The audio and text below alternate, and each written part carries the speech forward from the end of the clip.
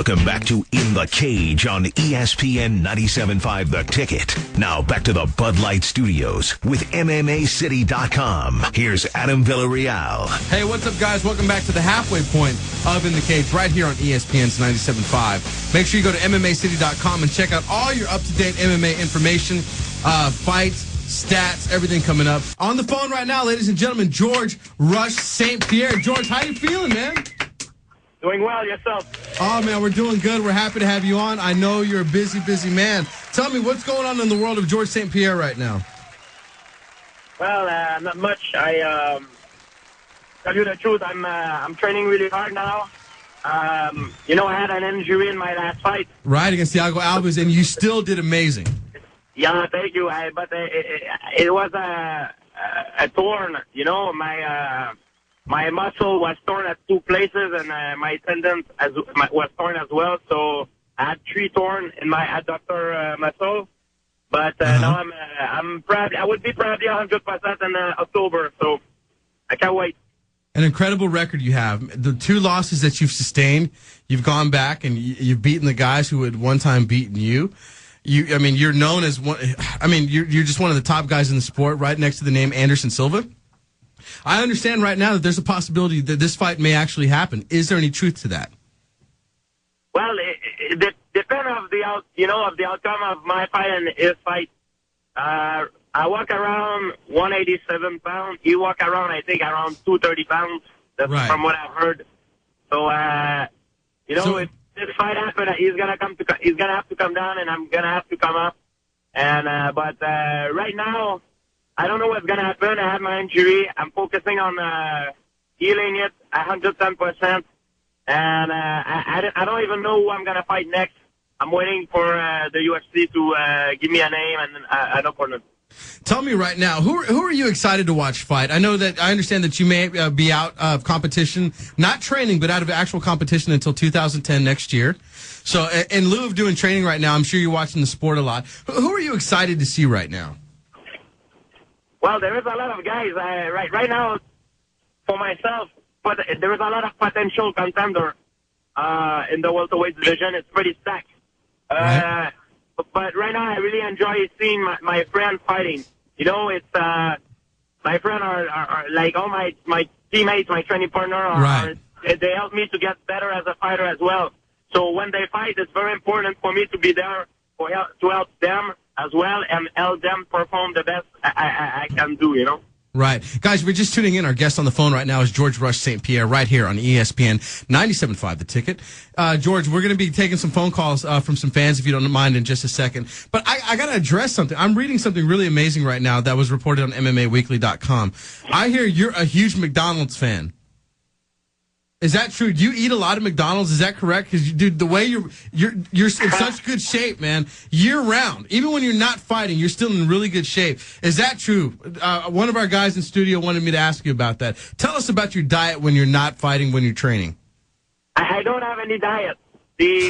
Come on, man. You look like that and you don't have any diet. Come on. No, that's the truth. That is funny because I start today, actually.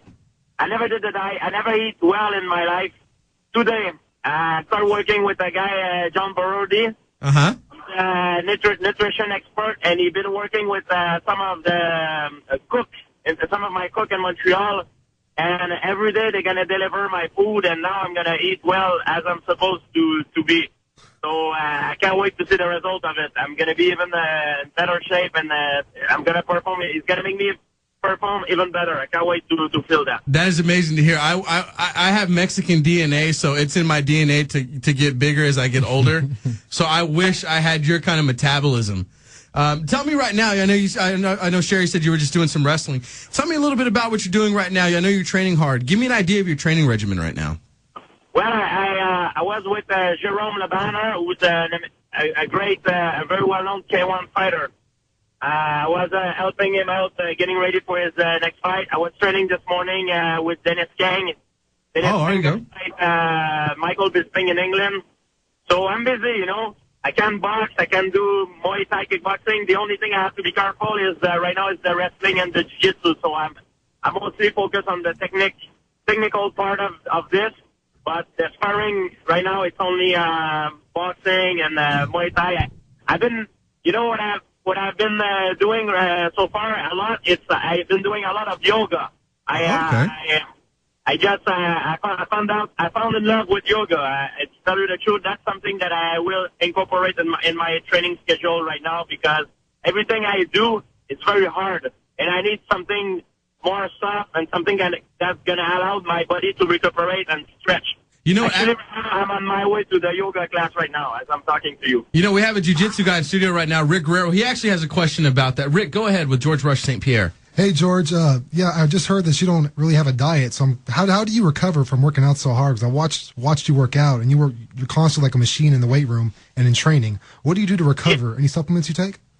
You know, I always train since I train since I'm a kid. You know, I always been an athlete.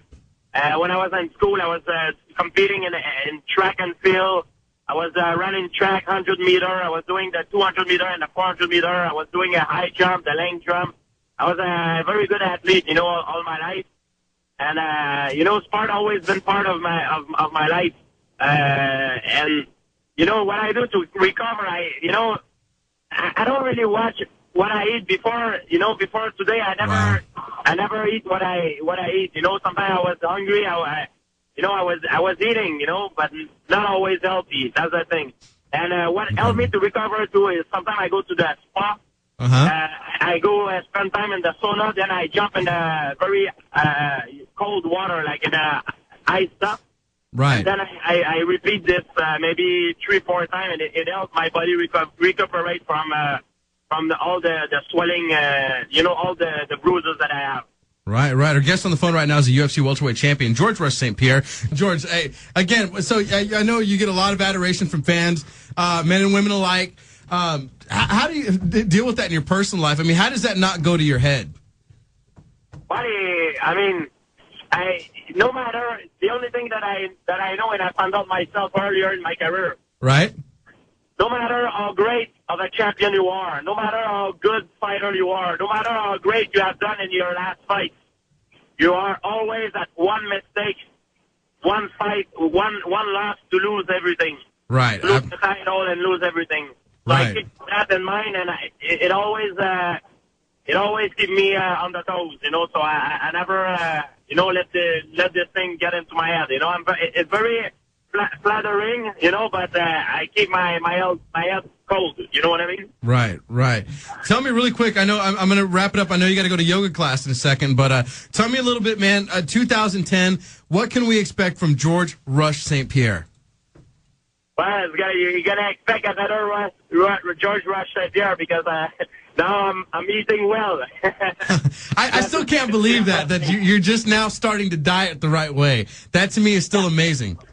Yeah. I started eating good stuff, and you know, I can't wait. Maybe in a week. Apparently, in a week, I will see the difference. Only in a week, so I can't wait. You know, it's gonna be great.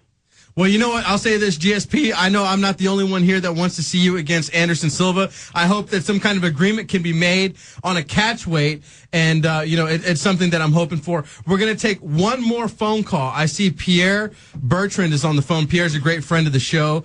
Pierre, you're in the cage right now with Georges St-Pierre. Hey, thanks, Adam. My question for George, and it's not about yoga at all. I wanted to know, I know in previous interviews you said, you know, you're so gifted that nutrition wasn't as strict as maybe some others have to be. Has that changed as you kind of elevate your game?